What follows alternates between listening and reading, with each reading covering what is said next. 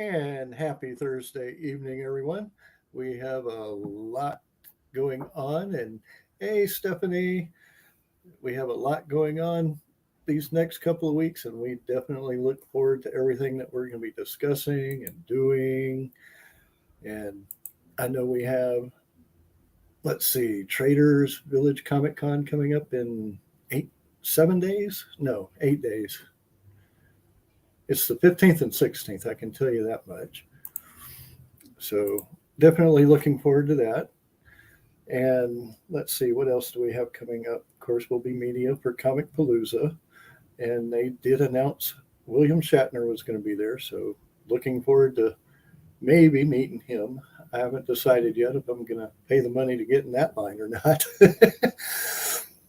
But we have a lot of shows coming up. And we have a lot at the end of the year. But today, comic books.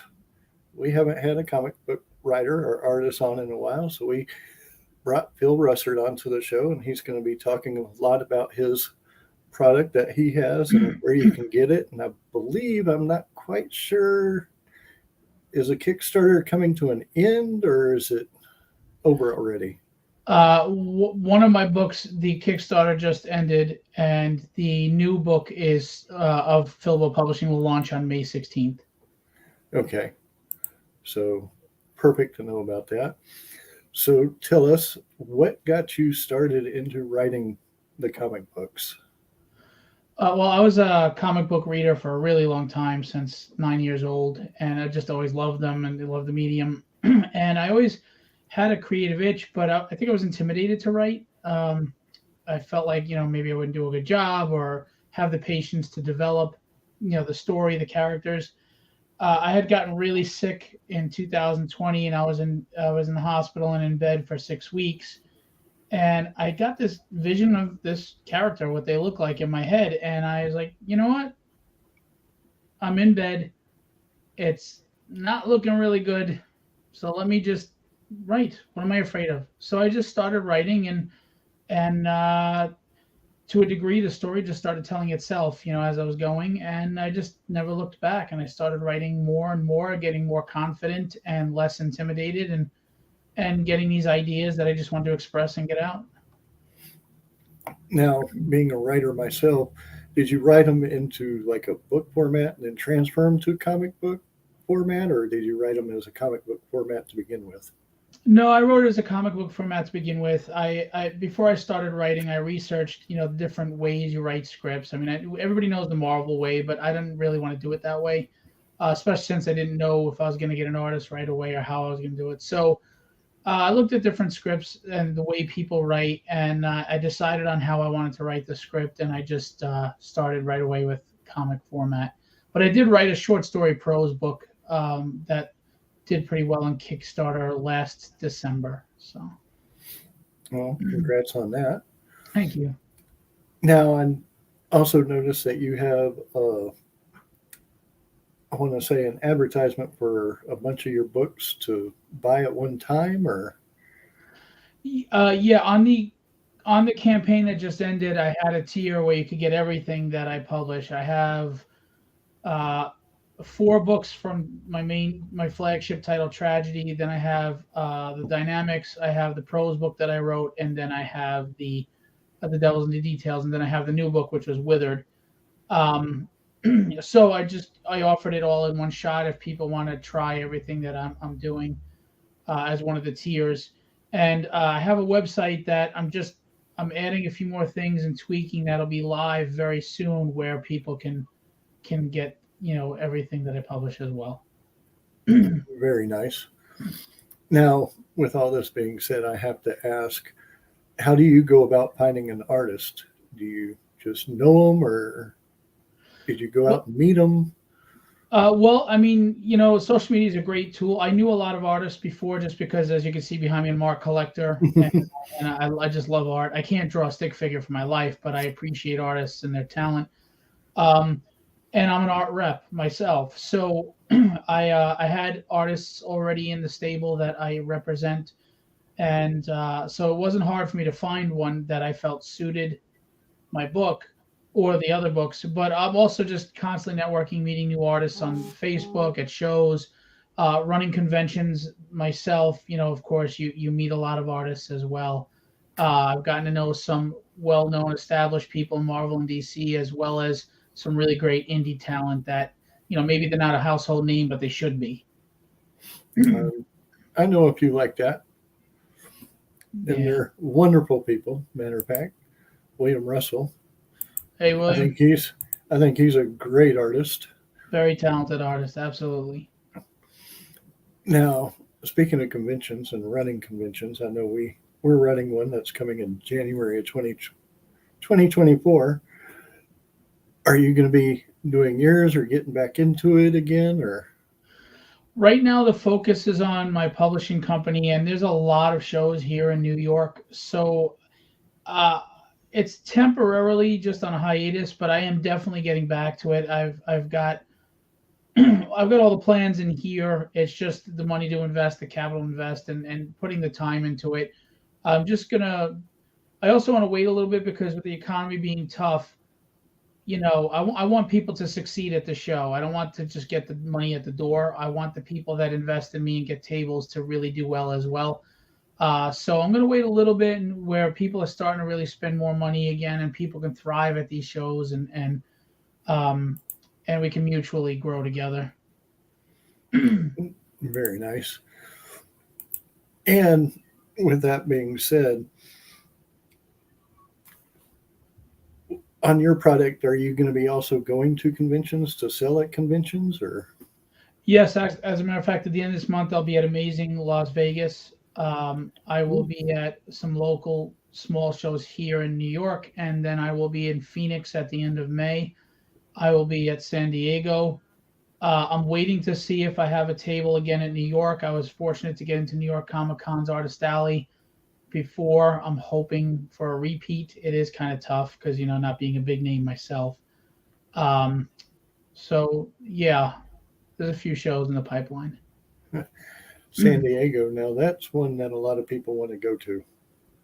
Yeah, I went for the first time last year. I actually did a panel, which was really cool to be able to do that.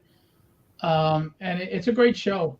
I do think New York Comic Con's Artist Alley is better, the Artist Alley part of it. But overall, San Diego just has so much to offer. It gets overwhelming with all the stars, the exclusives, the panels, everything. But it's a huge event. I was going to say, I saw some pictures from there last year, and it was just like humongous. Yeah. And of course, they have stuff outside outside of the venue to do as well. So, Yeah, outside, a lot of people don't know that. You think you're in the main convention area, but then if you go upstairs and move over to the back of the building, there's like this whole other huge building with stuff going on. So it's crazy. which one would you say would be one of your favorites to attend? Smaller or bigger shows, or? Well, for a guy like me, the smaller shows do better because, right now, like I did Heroes Con, which is a great show, especially as a fan to go to. I mean, I could spend thousands of dollars there with the names that they get. But being small guy vending, people are budgeting their money to go strictly for Walt Simonson or Chris Claremont. They're not coming for me. They might, if they have a few dollars left over, they might take a look and see if I'm what they want. So those shows, are hit or miss for me. Sometimes they're great, sometimes they're not. When I do local shows, I do really well. There is a show, Terrificon, in Connecticut, though, that is, it's not a small show, but it's not a huge show either, but it does get like 20,000 people. And I do very well at that show. I do very well at the Vegas show and the Phoenix show too. So I think mid-size is perfect. Where you get some big name talent to draw people in, but not overwhelming to where I'm kind of lost in the shuffle. That's always good to be in something like that. You're I guess for me, the smaller shows, I felt like I could relate more with the people, talk more with the people. In the bigger shows, it was like it felt more like a rush. Conveyor belt, right? Just push it, push it, push it. Hmm. And I know I did panels as well. What would some of your panels be about? Would it just be getting started with comic books, or? Yeah, I think, panels that inform about crowdfunding, or even just understanding distribution as an independent publisher. I don't think a lot of people know how that works, or just starting off yourself, like you said, as your own publisher. Panels that explain the workings of the business. That if you were to go with a publisher like an Image or a Source Point Press, I don't think people understand the money that's involved and how little you get per your own book once everybody gets a slice of the pie. Just how distribution works. So I think knowledge of that is great. I think panels that talk about the collaboration with artists. I often see this argument: writers are more important than artists, artists are more important than writers. I don't agree with any of that. Look, my character would only be known to me in my head if it wasn't for an artist making my character come to life. If I didn't have an artist that was able to interpret what my references and what I say, nobody would know what my character looked like. you know so I think with comic books, I don't think one is more important than the other. I think they're equal, but you also have to understand how to work with an artist or a writer, and whether it's picking the right artist for the feel of your book, or how you can garner a trusting relationship. Like me, when I represent my artists, what we do is we get payment every 5 pages. We send low res, we'll do the roughs. If they're approved by the creator or the writer, then the artist will render. And once the 5 pages are rendered, if they have any more edits, the artist takes care of it. If they don't, then they already see what the pages look like. We don't send high res yet. They'll pay us for the 5 pages, and then we send them the high res. And it keeps everybody honest and fair. It keeps the artist working, and it keeps the publisher from being honest and good with us, because we don't continue until we get paid. So that way the artist isn't working for free. And just talking about edits, like, there are edits that are a publisher just want to change something, right? And then there are edits that maybe the artist didn't interpret the script properly. You got to be careful when you're dealing with new independent people that don't know what they're doing, because they keep changing their mind. That's not fair for the artist. The artist isn't here to draw for free to do 50 edits just because you keep changing your mind. So I think there's just the panels that would help get people to understand the different disciplines in comic creating, would just create better collaboration, better dynamics between the different disciplines, that would ease a lot of tension and help a lot of people. Oh, for sure.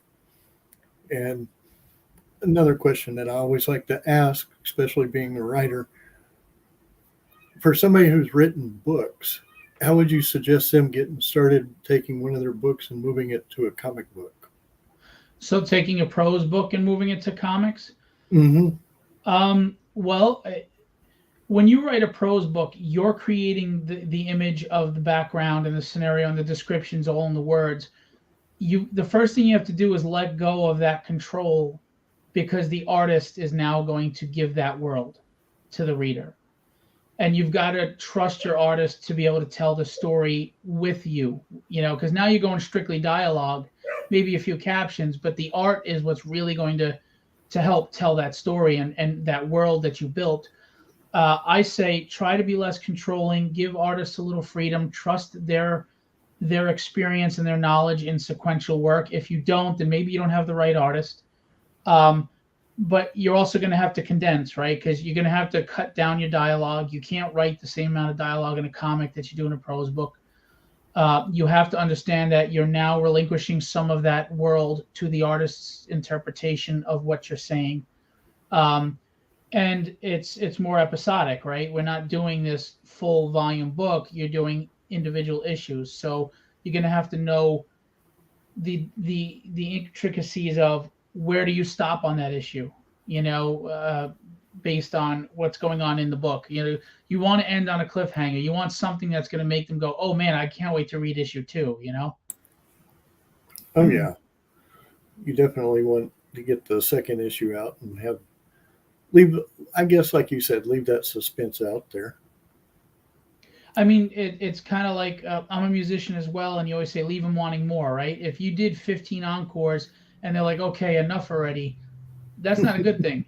You want them leaving still a little hungry, satiated enough, but hungry enough to say, oh, I can't wait to be back here, you know? Hmm.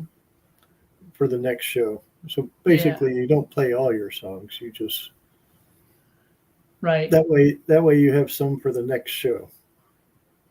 Right. I mean, that's the point, right? There's got to be a reason for people to come back. If you blow it all out there in one shot, then there's no need for them to come back. Hmm. So. Oh, I agree with that wholeheartedly. So, with all this being said, one of the things also is what is your biggest inspiration with the writings? Well, as far as writers, Chris Claremont was always my favorite. I grew up on X Men, of course, and a lot of the things he did, and I love his run he did with DC when he left Marvel, called Sovereign Seven. Um, I like how he writes for long game, but I would have liked him to close a few plots first. Now, I'm not implying I write as well as Chris Claremont by any means, but stylistically, I've been told I write similar to him in the sense that I'm opening plots and I'm playing for the long game in the story. What I do that he doesn't do is I close some first to give the reader a little satisfaction, a little closure. Because if you keep opening too many plots, I think they get tired of it after a while, you know. And that's not me saying I'm telling Claremont how to write. I just mean he's great. He's a legend. I just mean the difference in my style is that I do close some of those plot threads, but I've been told I write in a similar fashion to him. Hopefully, I can write as well as him someday and achieve his success. But he would be a writing influence. Peter David is a writing influence. Howard Mackey, uh, as far as comics, as far as books, I mean, I'm a huge Tolkien fan. But I don't think I have the patience that that man had for writing books. He created the entire Elven language. Language. He built this world so in depth that it has its own Bible. You know, the Silmarillion is basically the Bible of Third Earth. Oh my God, I'm thinking Thundercats. But anyway, and so I don't think I could ever achieve that level of intricacy and detail. But I mean, this is a man that if you read the Fellowship, 2 chapters or 3 chapters, it's just the elves. I mean, it's just the hobbits walking through the forest, day to day Hmm. stuff. Stop, eat, and yet you were still captivated. Um, so as far as books, I love what he does. There's a few other writers, but I also at the same time try to just be me, write what I love, how I love to write it. I mean, there are certain criteria as far as like the science of how things are done that you try to adhere to, and then there are rules that are made to be broken, right? And if you do a good mix of the two, you'll be all right. I think that was one of the hardest things that I did with my fantasy books was break the rules a little. And Well, I mean, look at Todd McFarlane, right? Everybody told him putting Spider-Man's knee behind his head was stupid, and what's the spaghetti's webbing? It's crap, blah blah blah. And Todd said, "I'm not listening to any of you." And now that's the norm. Everybody emulates that era of Spider-Man. Now he's always drawn with the crazy limb movements and you know really flexible and the spaghetti webbing and so yeah. If you break the rules in a good way, it can make you legendary, you know? Very true. Now, I have to ask, since we're talking comic books, Marvel or DC for you?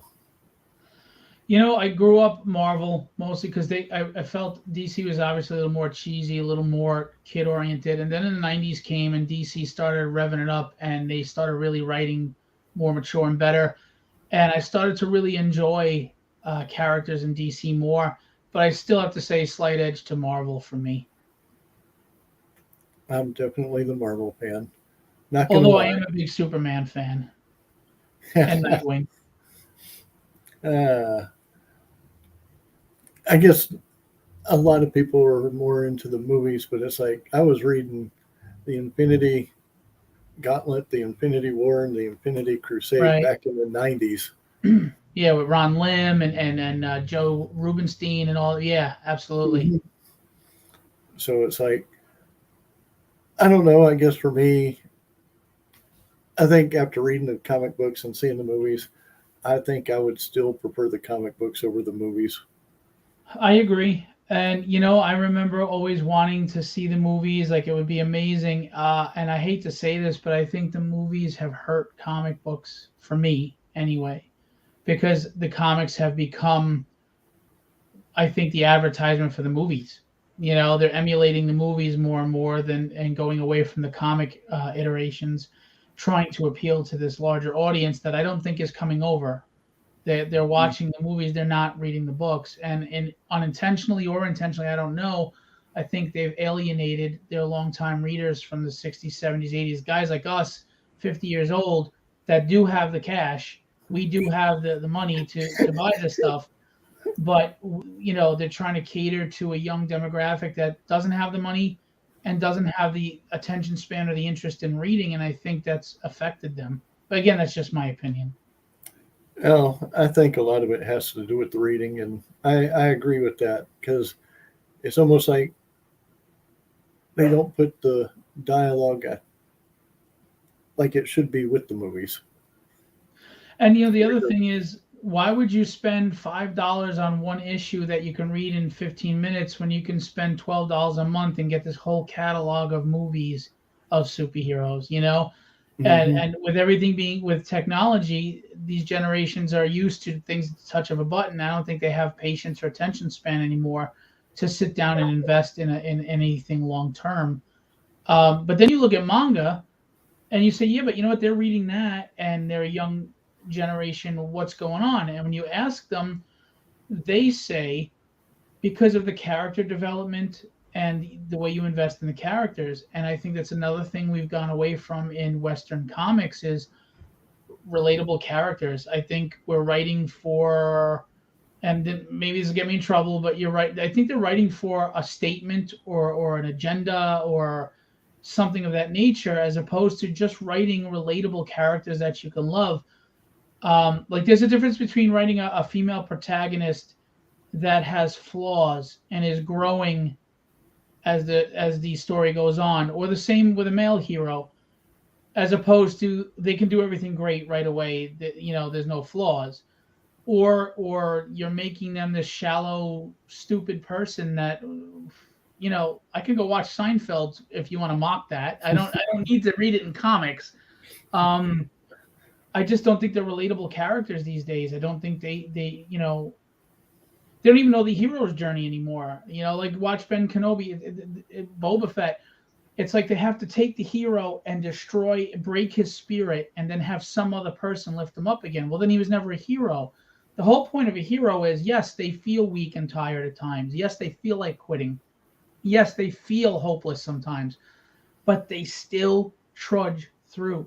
They persevere. And that's something you can look up to and aspire to be. But when you make them so flawed that they fall to pieces, well, now they're like us.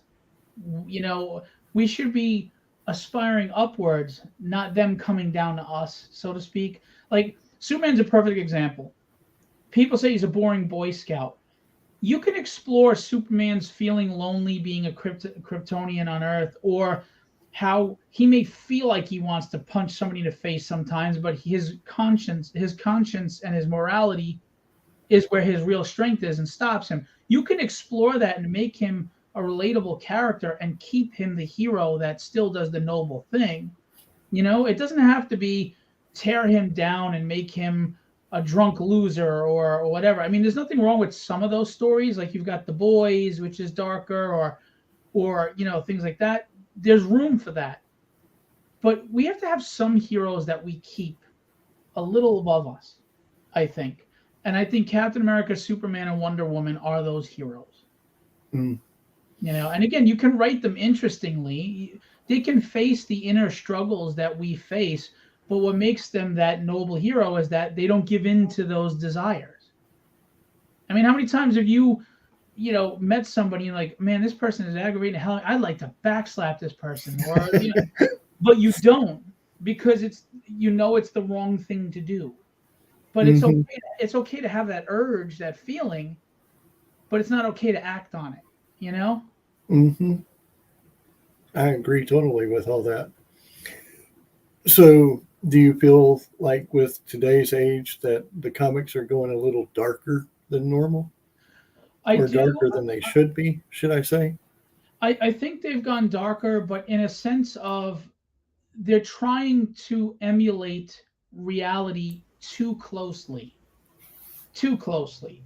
We've Mm. gotten away from the spandex superhero fun, and now everything is like The Boys.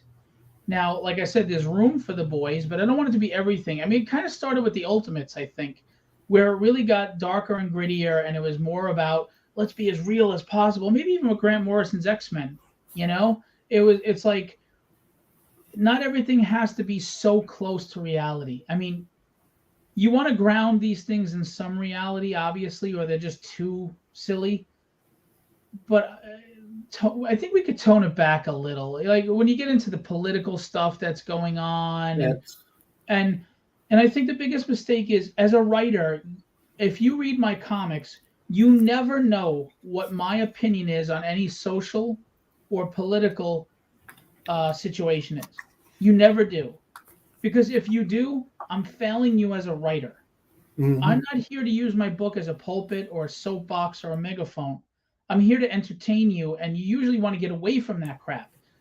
And if you want that stuff, you'll go to CNN or Fox or MSNBC. You're not going to go to my comic book. And I think we need to stop putting that in there and get rid of it. Not everything has to be an activist agenda. Let's just entertain. And for sure, definitely go back to the entertainment. Don't put the political stuff in it, because to me, reading comic books or reading books or whatever, you are trying to get out of that reality. Now, don't get me wrong. Like people will counter that with, well, what about Speedy being a drug addict in the '80s with Neil Adams and he passed away. He was going to be at my show. Why am I forgetting? Denny O'Neil, or the X-Men. Those were social, and you're right. But there's a difference between using the current times as the backdrop of Mm-hmm. the story and you telling me what to feel about one side or the other. There's a Mm-hmm. difference. There's a huge difference. Like there's nothing wrong with using current events as a backdrop as long as you're doing it in a neutral way where it's just supplying the storyline and the reader can think for themselves, as Mm-hmm. opposed to, because when you read the X-Men, especially as Claremont really started making Magneto more gray and less black and white, you could relate to, well, I may not agree with these actions, but I understand his rage, I understand his anger and why. It didn't beat you over the head about, Auschwitz.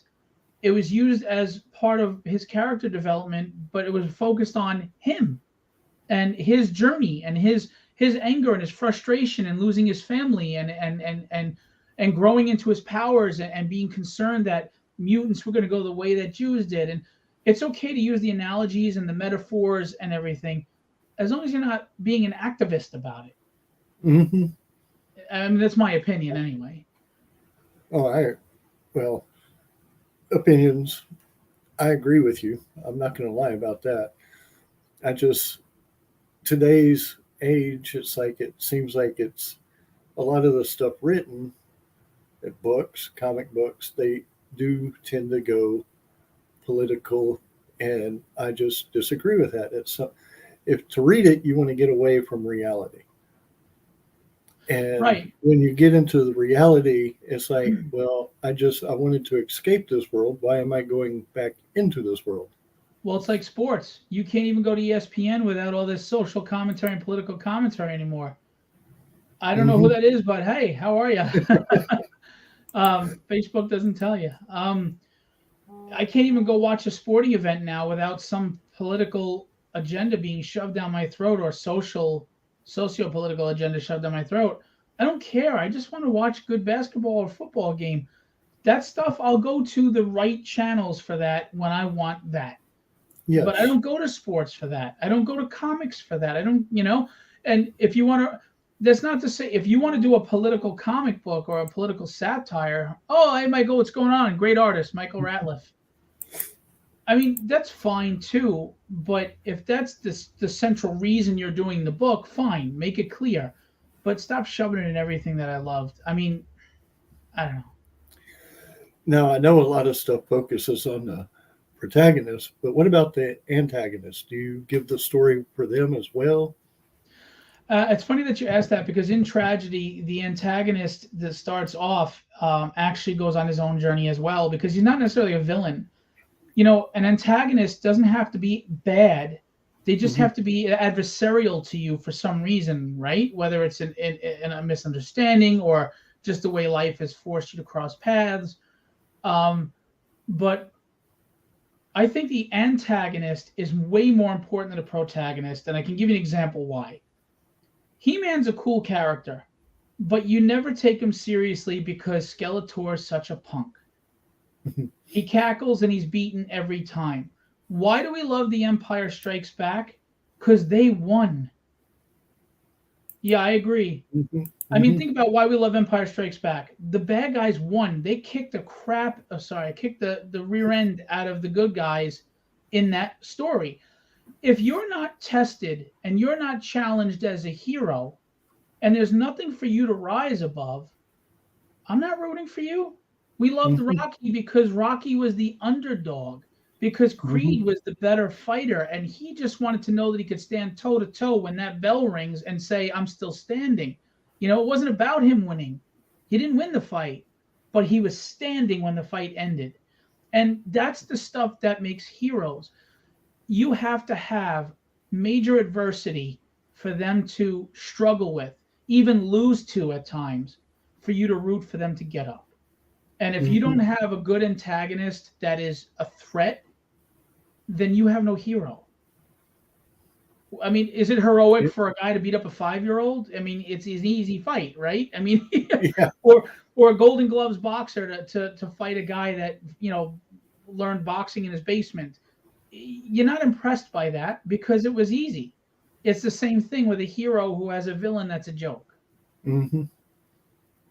Well, that's one of the things that I like to do is for my stories, my books that I've written, is I also let you know, I guess, the feelings of the bad guy, how they feel. Sure. What are their And motivations, right? hmm so then now it's like, now you're stuck. It's like, okay, I kind of feel sorry for this bad guy, but yet I know he's bad, but okay, I might be rooting for him a little. So you get the mixed emotions, and I like Yeah, mixed you may emotions. not agree with his or her execution, but you may understand the motivation, right? Hmm. Like I said with Magneto before, even Thanos in the movies, which is different than the comics. In the comics, Hmm. he's courting death, etc. But in the movies, you're like, yeah, Thanos is a bad guy, but I can understand why he's thinking this way, because there are a lot of human race can be kind of like locusts on and they take all these other races, causing strife. So you may not agree with his execution of things or why what he's doing, but you may at least understand why he thinks he needs to do this. Or even Doctor Doom. Doctor Doom's arrogant. He wants to conquer, not because he yes, he's arrogant, but he really believes that because he can create a utopia. If you give me control with my intellect, I can make your life better, you know? Yeah, for sure. And I mean, like I said, you got to, in my opinion, you do have to peel something for the bad guy because it explains a little bit more. I agree. Yeah, if he's the mustache twisting, that's not gonna last. Oh, definitely not. But where can people find you at?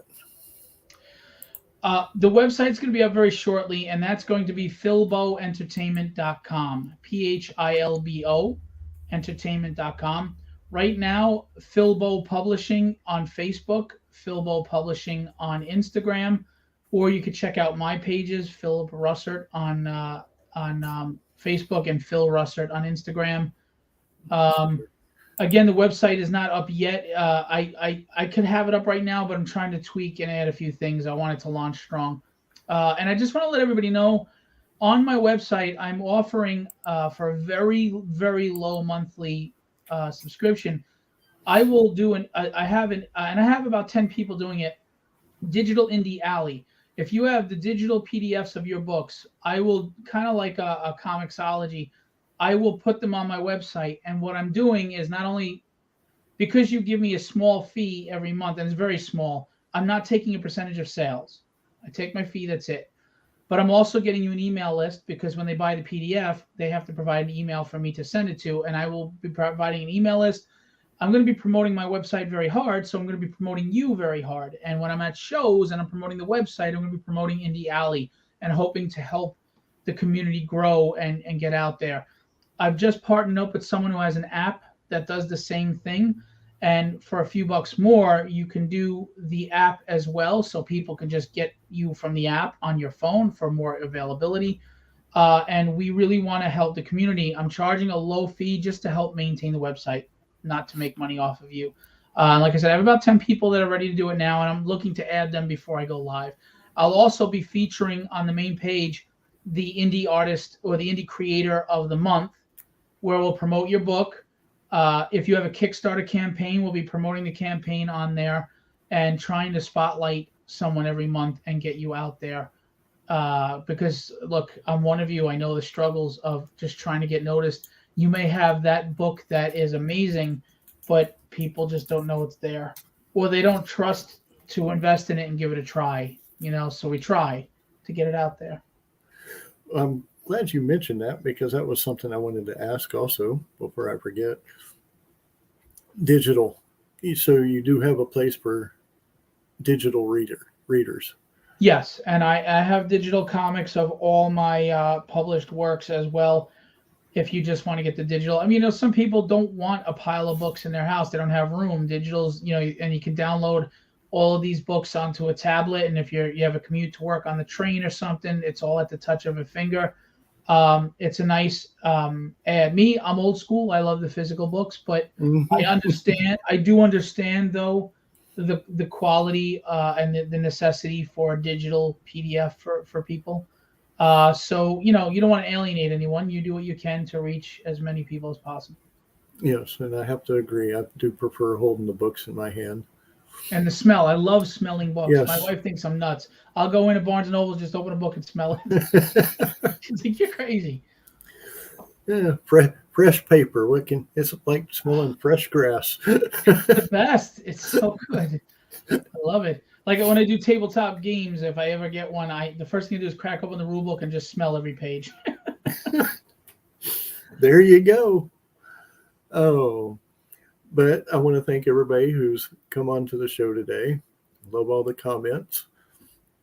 And if you watch later, one thing I do want to say, Amy was not able to make it today. She's had a lot of, I'm just going to say, send her prayers. It's her story to tell when she's ready to tell it, but send her prayers. She's had a very rough week. So, hoping everything gets better for her, and we'll be having her on the show next week. Absolutely. But do want to thank you for coming on as well. Thanks for having me. It's great having you. And everybody, please subscribe to our YouTube channel. It's the Con Hour. We have well, I don't want to say thousand. We have hundreds of shows up there. And we add at least 2 or 3 each week. I know I've been out of commission for the last 3 or 4 weeks, so I'm getting back into the groove of things. I know, like I said, next week we'll have Traders Village on our show. I have 2 authors on Tuesday that are coming on the show, and I'm working with a voice artist trying to figure out if she's going to be April 20th or April 27th. And then, of course, we'll be having a show talking about all the guests coming to Comic Palooza. So that is our April schedule. And again, everybody, we hope to see you next week. And until then, adios.